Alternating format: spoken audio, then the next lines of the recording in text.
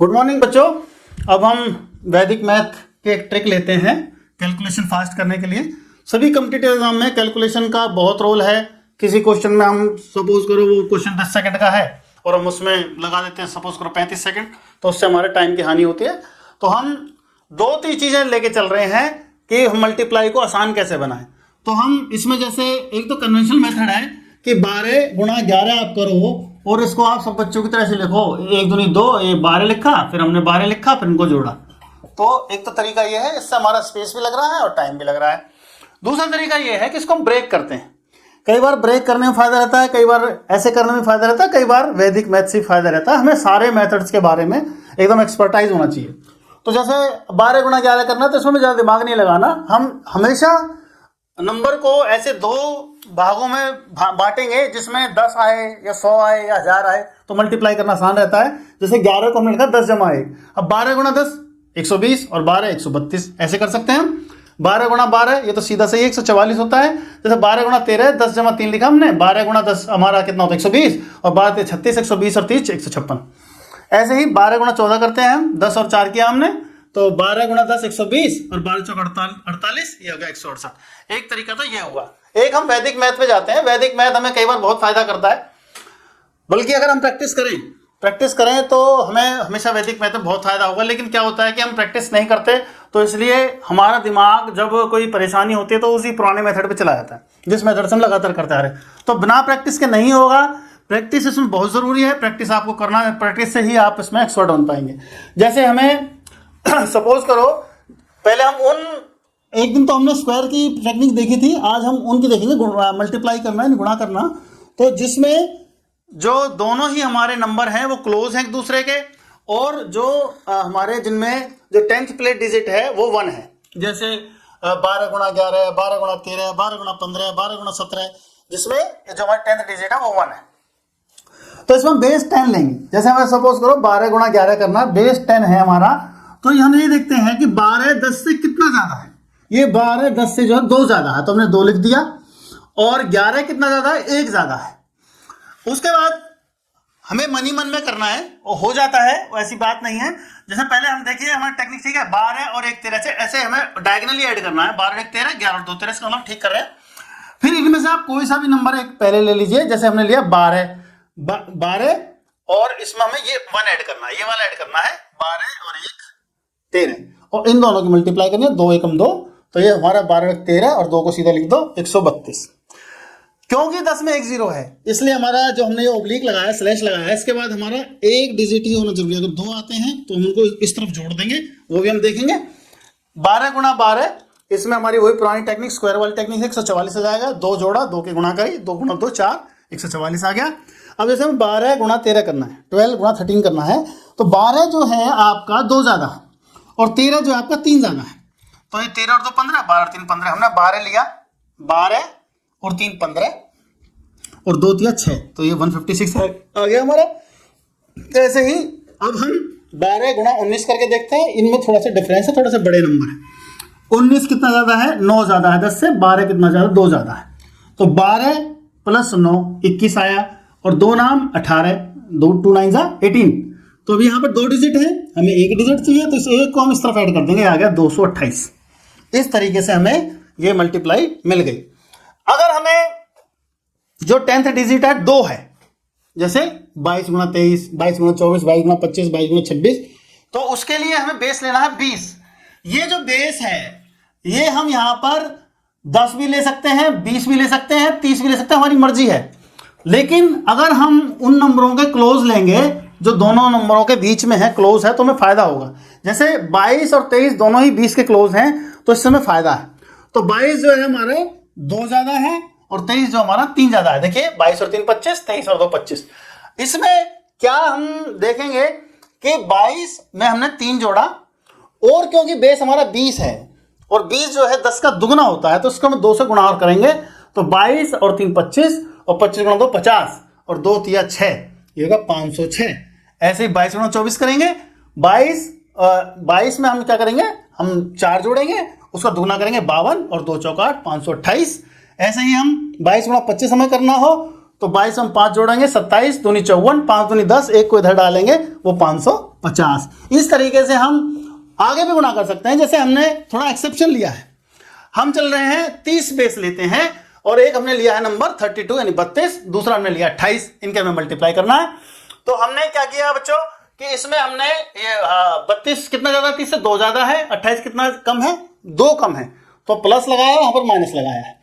तो हम जैसे हमने नंबर लिया 28 और 2 30, 30 को हमने 30 से मल्टीप्लाई किया, वह है 90, और 2 दूनी 4 माइनस के 4, तो जो ये 90 है ये आपका 900 है, स्लैश लगाया इसमें, तो 900 में से हमने 4 को माइनस किया, हमें प्राप्त हुआ 896। ऐसे ही हमने एक और नंबर लिया 32 गुणा 26, तो 32 कितना ज्यादा है, 2 ज्यादा है, 26 कितना कम है, 4 कम है, तो माइनस लगाया हमने। तो आप लीजिए इसको, 26 और 2 28, 28 को 3 से मल्टीप्लाई किया हमने तो 84 आया 84, और ये 2 चौक 8, 840 में से हमने 8 को माइनस किया, 832 प्राप्त हुआ हमें। लेकिन बच्चों अगर फिर मैं कहूंगा बिना अभ्यास के ये नहीं होगा, और अगर आपका अभ्यास हो गया तो इसको आप मन ही मन में भी कर लेंगे। और हम आपसे एक टेक्निक बहुत शानदार शेयर करते हैं, वो ये है कि आप इनका डिजिट सम करके तुरंत चेक भी कर सकते हैं। जैसे 2 और 3 5, डिजिट सम कीजिए, 2 और 6 8, 5 8 40, तो इनका डिजिट सम आया 4। अब 832 का करिए डिजिट सम, 8 और 3 11 और 2 13, और डिजिट सम कितना आया 4, हमारा बिल्कुल सही है। किसी भी बड़ी से बड़ी मल्टीप्लिकेशन को हम फ्रैक्शंस ऑफ सेकंड में चेक कर सकते हैं, वो ठीक है कि नहीं है। कई बार बड़े क्वेश्चन आते हैं, उनको करने की जरूरत नहीं है, सिर्फ हम डिजिट सम से उसको कैलकुलेट कर सकते हैं। बच्चों बहुत बहुत धन्यवाद। नमस्कार बच्चों, आज फिर हम एक बार से वैदिक मैथ की एक तरकीब लेके आए हैं गुणा करने के लिए। अभी हमने इसमें 40 और 50 की गुणा, जिसमें बेस 40 और बेस 50 है, उसको हम ले रहे हैं। जैसे मान लो आपने बेस 40 लिया, आपको गुणा करनी है 42 और 44 की, तो आप क्या पाते हैं, देखो 42 कितना ज्यादा है, 2 ज्यादा है, 44 कितना ज्यादा है, 4 ज्यादा है 40 से, तो आप 42 और 4 46 ऐसे जोड़िए, अक्रॉस जोड़ना है आपको, 42 प्लस 4 46। बेस हमने 4 लिया है, इसका मतलब ये है कि 4 इंटू 10, तो हम इसको 4 से मल्टीप्लाई करेंगे, 46 को 4 से मल्टीप्लाई करेंगे, 4 से मल्टीप्लाई करके कितना आया 184, और ये हमारा 8 है, तो 1848 ये हमारा मल्टीप्लाई आता है। और फिर हम एक और एग्जांपल लेते हैं, 43 इंटू 44, 43 कितना ज्यादा है, 3 ज्यादा है, 44 कितना ज्यादा, 4 ज्यादा है, तो 43 और 4 47, 4 से मल्टीप्लाई करेंगे, और यहाँ पर 3 चौक 12, ऑब्लिक के बाद 3 चौक 12 करेंगे हम, 4 से मल्टीप्लाई किया हमने, ये कितना आया आपका 188, और ये 1 को इधर डाल देंगे, हम इसमें जोड़ देंगे। क्यों? क्योंकि जब भी हम बेस जिसको लेते हैं उसमें जितने जीरो होते हैं, ओब्लिक के बाद उसमें उतने ही डिजिट होने चाहिए, 1 को हम इधर डाल देंगे, 1892 ये आपकी मल्टीप्लाई होगी। फिर एग्जांपल लेते हैं दोबारा से, 47 इंटू 45, 47 कितना ज्यादा है, 7 ज्यादा है, 45 कितना ज्यादा है, 5 ज्यादा है, तो 47 प्लस 5 52, 52 की 4 से मल्टीप्लाई 208, और ये 7 5 35, इस 3 को इधर डाल देंगे 2115। ऐसे ही हम आगे बढ़ते हैं, 47 इंटू 37, ये थोड़ा सा अलग है, क्यों, 37 40 से कम है और 47 40 से ज्यादा है, तो 47 कितना ज्यादा है, प्लस 7 ज्यादा है, और 37 कितना कम है, -3 कम है, तो इसमें हमने ये 47 माइनस 3 44, 4 से मल्टीप्लाई, ये स्टेप तो सब में सेम है, तो ये कितना है 176, और यहां पर हम देखते हैं कितना आ गया 21, तो ये जो 6 है आपका, इसको आप 60 समझिए, 60 माइनस 21 39, 1739, आपका मल्टीप्लाई आएगा 1739, 1739। आगे चलिए, बेस सर हमने 50 लिया है, बेस 50 लिया तो हमारा 56 कितना ज्यादा है, 6 ज्यादा है, और 46 कितना कम है, 4 कम है, तो 56 माइनस 4 52 इंटू 5 कितना आता है 260, ये 6 4 जा -24, तो इसको आप 60 में से ये जो 0 है इसको कंसीडर कीजिए 100, यहां से एक ले लीजिए, आप एक कैरी कर लीजिए, ये 100 माइनस 14 76, तो 2576 ये मल्टीप्लाई आएगी। इसी सीरीज में आप 52 इंटू 44 करके देखिए, ये 56 कितना 2 ज्यादा है, ये 6 कम है, तो 52 माइनस 6 46 इंटू 5 कितना 230, और 6 2 6 12, तो इसको आप 0 को आप 100 कंसीडर कीजिए, 88 आ गया, यहां से कैरी किया तो 22, 2288। इस तरीके से हमारी मल्टीप्लाई आ जाती है। आप इससे बड़ी प्रैक्टिस भी कर सकते हैं, 100 के क्लोज, 90 के क्लोज, सभी आप जिसको देखिए, जितना देर तक आप अभ्यास नहीं करेंगे तभी तक आप इसके साथ ऐसा होगा, आप बार बार पुरानी मेथड पे लौट जाएंगे। इसका अभ्यास बहुत जरूरी है। एक बार अभ्यास होने के बाद आप इसको कैलकुलेट कर लेंगे मौखिक रूप से, यानी वर्बली कर लेंगे, ऐसा मैं गारंटी देता हूं आपसे। अब हम लेते हैं बेस 60, यानी कि 60 के आसपास की मल्टीप्लिकेशन। जैसे 63 इंटू 67 है, 63 60 से कितना ज्यादा है? 3 ज्यादा है। 67 कितना ज्यादा है? 7 ज्यादा है।